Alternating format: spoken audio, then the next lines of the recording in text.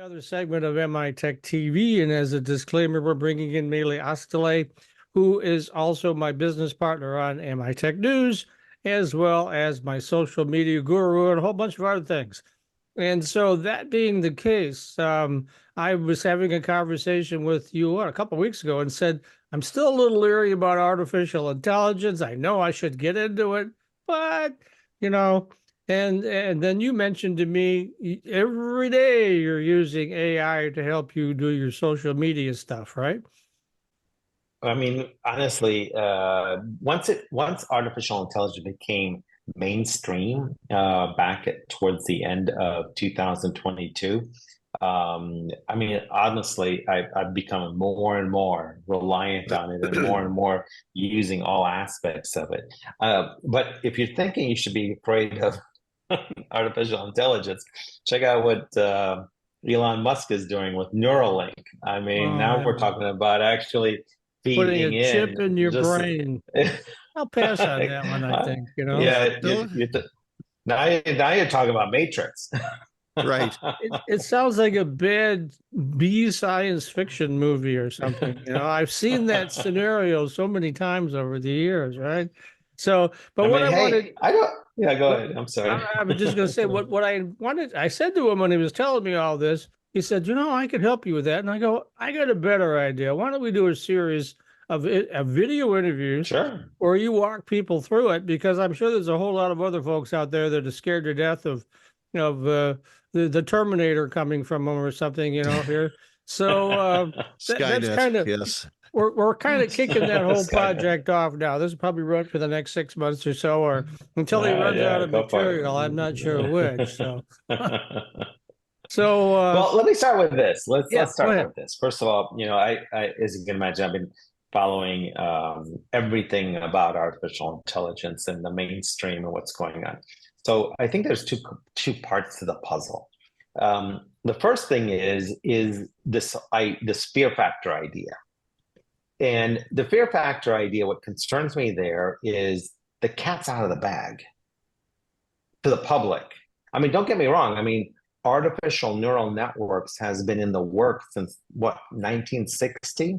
Oh, This concept of artificial intelligence has been worked on through the science community and through the government for so long, just like the internet. I mean, the government and the science community was working on the internet up yep. until, and I'm just rounding it off right now, till 1990.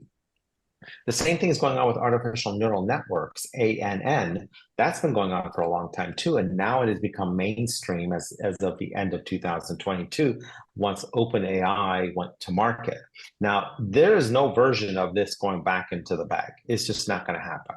There's too many elements related to artificial intelligence and the foundation that's known as artificial neural networks, that I think you just have to figure out how you're going to work with it. This idea of controlling it, I think, is the wrong direction. This idea of managing it and how we're going to benefit it, how mankind is going to benefit from it, I think that's the direction to go. If you go down the path of controlling, now you're talking about oppression and suppression, which generally doesn't work out very well. Yeah. So that's my when it comes to the fear factor segment, that's my response to this. So how do you see various industries using artificial intelligence? You gave a couple examples here of healthcare, space exploration, research and development. So let's go down that list. Let's start with healthcare.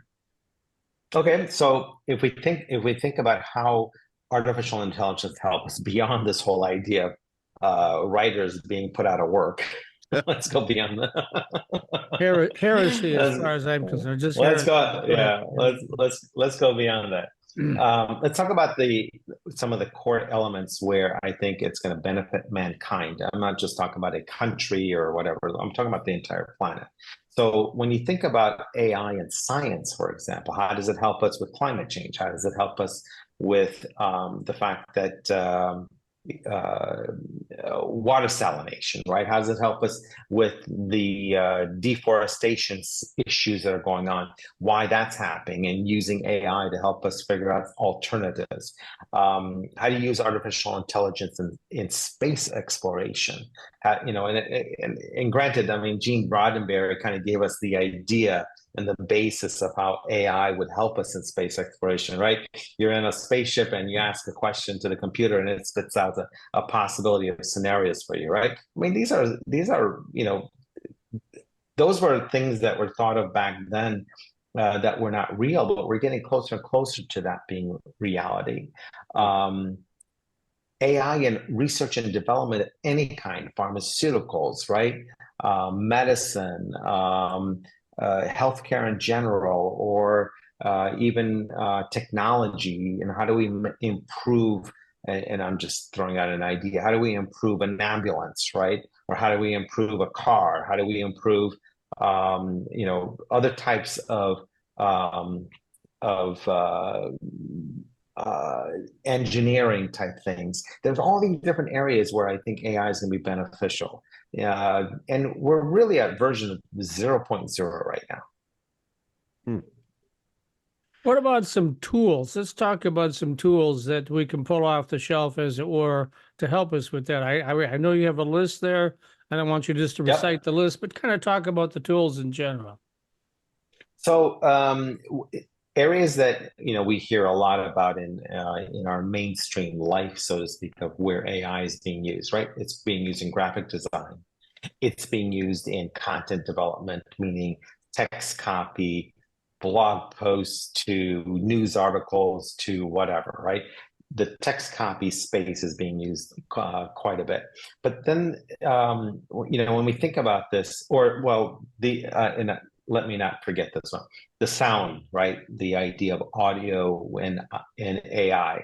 Of course, we've seen some of the worst case scenarios showing up in the news media. When you think about sound, you think about what happened with Joe Biden and the New Hampshire primary, where somebody used AI to mimic his voice and make phone calls, right? So that's a bad case scenario.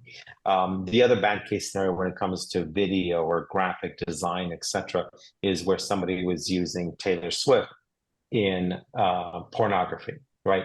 Those are bad case scenarios, and those are ill-willed situations that we need to figure out, what do we do with that? How do we manage it? Again, I'm not suggesting we control it, but how do we manage avoiding these types of situations? So those aside, let's talk about the positives. How do we, as in the business community, use this to be more efficient? How do we make it more? How do we use it to be more effective? How do we generate revenues or add revenues to our bottom line? So let's talk about some of these things. So first of all, Canva.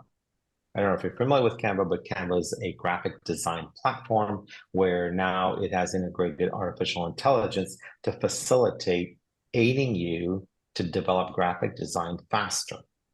And I think that's helpful for a lot, especially in the small business community. You don't have time to do graphic design, right? So can you use AI to do this? And absolutely. So Canva is probably a good scenario.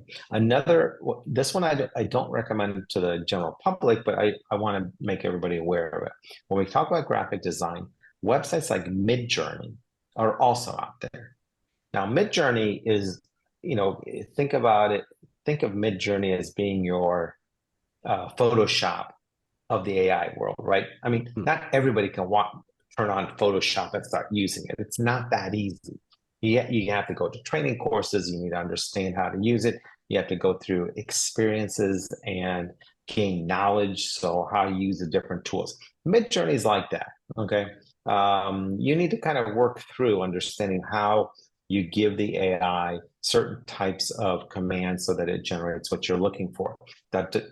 This might be a good way to segue into ChatGPT, because ChatGPT allows you to help you with Midjourney. So you can go to ChatGPT, for example, and say, hey, I want to create this type of graphic design or video or whatever. And ChatGPT will give you the necessary commands that you can then take to Midjourney. Now, that's not bad. That kind of speeds things up. But nonetheless, Midjourney is a little bit more for the professional side of the equation. Whereas, let's say Canva is something that a small business could use very easily. So yeah, those are two graphic design related scenarios. ChatGPT, I think everybody knows about it, based on OpenAI. But what OpenAI recently did was open up a series, just a long list of plugins that can use with your ChatGPT account. And pretty much everything's inside of there. It's one of those things where whatever you think you have a need for, go to ChatGPT and say, hey, I have this need. Do you recommend a plugin? And I guarantee it's going to say yes. And you can then go to the plugin areas or the apps area and add that to your account and use it in conjunction with what you're doing. So anyway, before I go further, any questions or thoughts on these? Well, I know one of the reasons, or one of the ways you've been using it is a lot of your social media posts and things like that. I think that would be handy for a lot of businesses out there that can't write their way out of a bag. That at least AI can assist them, right? I agree. So let me give an example. I think one of the reasons why I use ChatGPT with my LinkedIn account is because I have 20,000 really close friends on LinkedIn. I'm sure, yeah. We get together every now and then, so. Exactly. Right. Yes, at a football stadium. Happy hour. Right. Exactly. I agree. And so, as you can imagine, I get tagged on posts constantly by other people. And believe me, I have no problems engaging with their posts.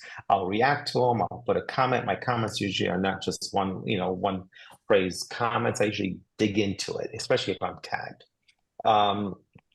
With that many people approaching me and saying, hey, can you help me or can you comment on my post? There's no way I could do this if I didn't have ChatGPT. So for me, ChatGPT is helping me become more efficient and faster. So now I can attend to more of these people that are tagging me on their posts faster. I can just take what they've posted, I throw it in the ChatGPT with a copy and paste very quickly and say, hey, what are some ways that I might respond that's valuable to the other readers, right? Very quickly, one paragraph, suggest some hashtags, copy, paste, do a react, maybe make a few minor edits. I usually do have to make some edits, but it speeds the process up. And therefore, I'm networking in today's world faster and more efficiently. So that's where ChatGPT is quite helpful, in my opinion. Okay, Matt? All right. You also mentioned some AI applications here that might have give help to small businesses in training. Talk about those for a minute. Yes, so there's a few interesting companies I've come across since this whole thing ballooned out. Number one, I'm going to mention Novacy, and they're based out of Israel.